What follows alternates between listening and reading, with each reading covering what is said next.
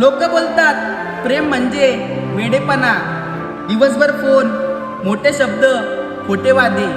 पण मला असं वाटतं प्रेम म्हणजे गरज नसताना सुद्धा सोबत उभं राहणं. मी परफेक्ट नाहीये ना, रोज तुला मोठमोठे स्वप्न दाखवू शकतो, पण तू थकलीस की तुझे शब्द न बोलता तुझं मन मात्र ओळखू शकतो. माझं प्रेम दिखावा नाहीये, ते शांत आहे, ते खोल आहे, ते लोकांसमोर नाही, ते फक्त तुझ्यासाठीच आहे. कारण मला माहिती आहे प्रेम जपायचं असतं, ते सिद्ध नसतं करायचं.